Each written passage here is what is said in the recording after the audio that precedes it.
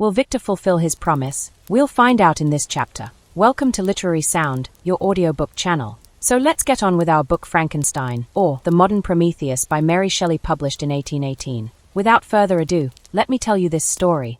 Chapter 2. London was our present point of rest. We determined to remain several months in this wonderful and celebrated city. Clerval desired the intercourse of the men of genius and talent who flourished at this time, but this was with me a secondary object. I was principally occupied with the means of obtaining the information necessary for the completion of my promise, and quickly availed myself of the letters of introduction that I had brought with me, addressed to the most distinguished natural philosophers. If this journey had taken place during my days of study and happiness, it would have afforded me inexpressible pleasure. But a blight had come over my existence, and I only visited these people for the sake of the information they might give me on the subject in which my interest was so terribly profound. Company was irksome to me.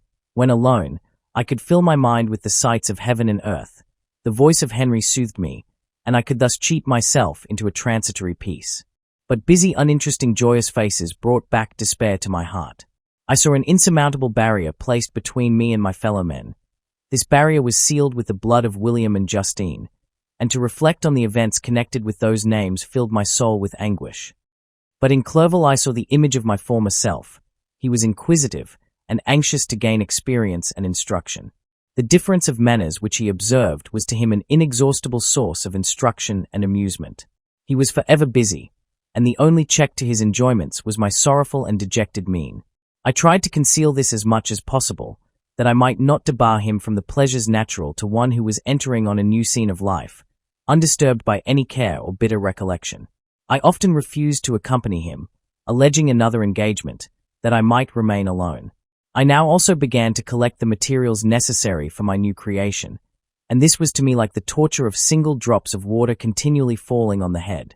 Every thought that was devoted to it was an extreme anguish, and every word that I spoke in allusion to it caused my lips to quiver and my heart to palpitate. After passing some months in London, we received a letter from a person in Scotland, who had formerly been our visitor at Geneva. He mentioned the beauties of his native country, and asked us if those were not sufficient allurements to induce us to prolong our journey as far north as Perth, where he resided. Clerval eagerly desired to accept this invitation, and I, although I abhorred society, wished to view again mountains and streams, and all the wondrous works with which nature adorns her chosen dwelling places. We had arrived in England at the beginning of October, and it was now February. We accordingly determined to commence our journey towards the north at the expiration of another month.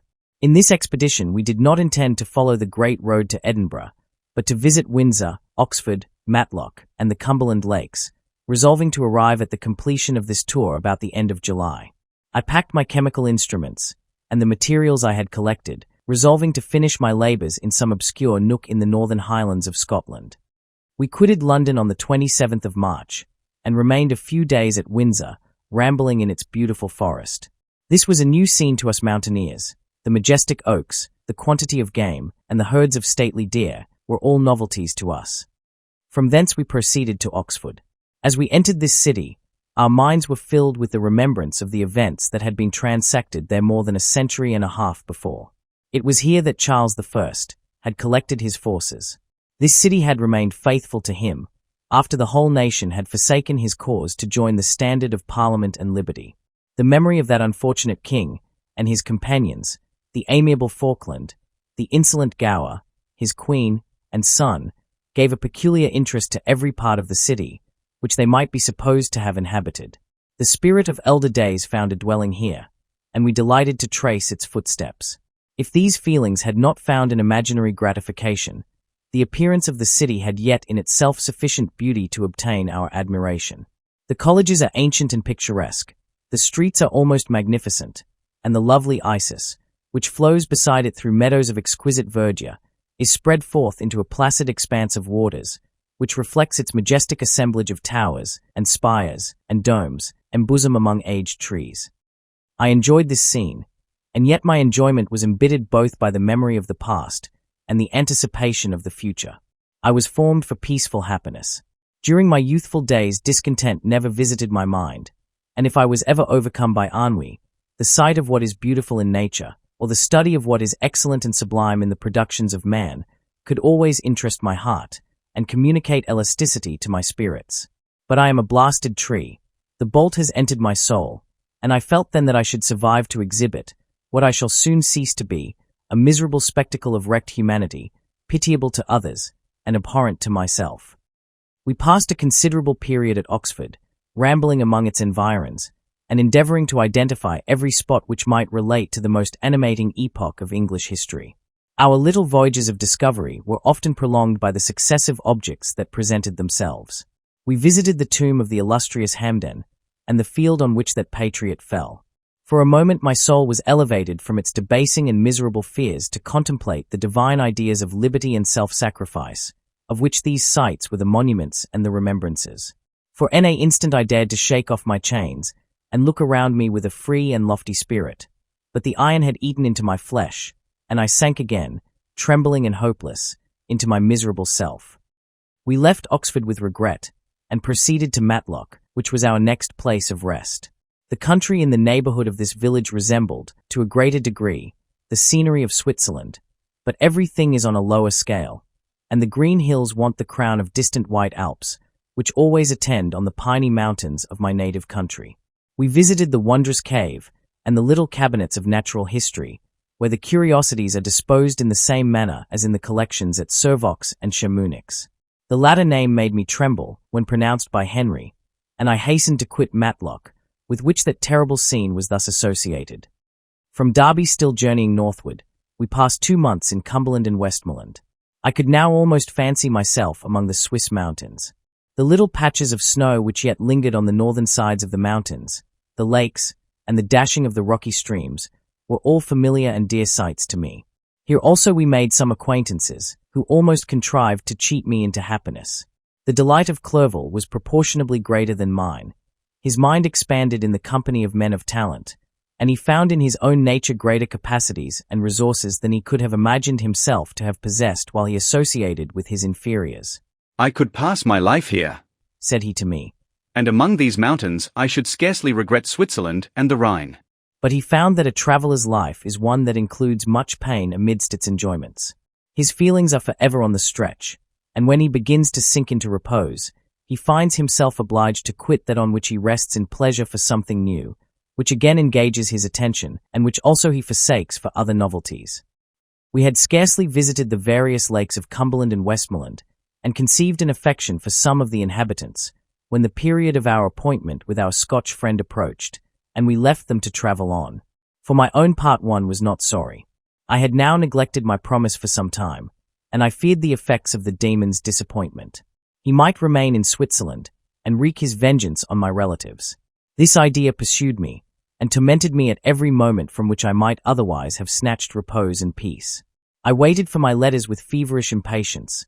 If they were delayed, I was miserable, and overcome by 1,000 fears, and when they arrived, and I saw the superscription of Elizabeth or my father, I hardly dared to read and ascertain my fate.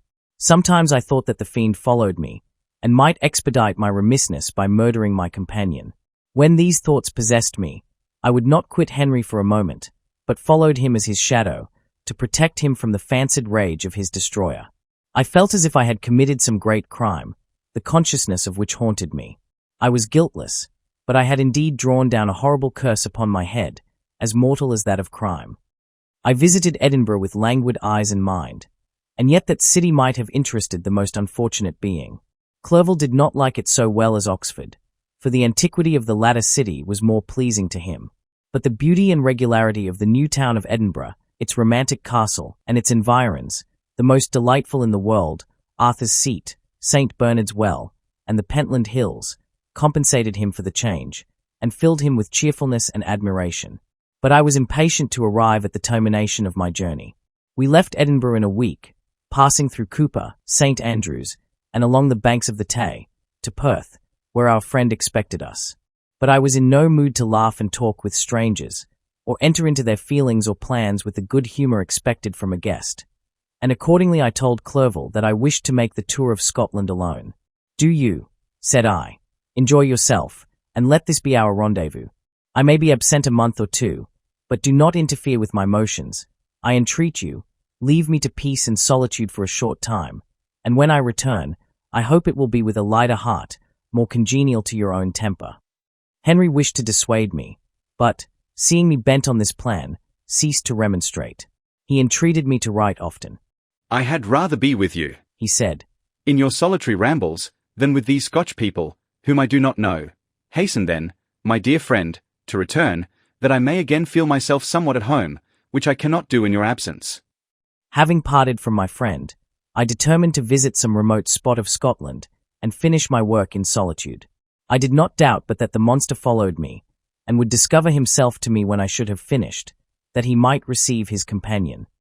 With this resolution I traversed the Northern Highlands, and fixed on one of the remotest of the Orkneys as the scene labours.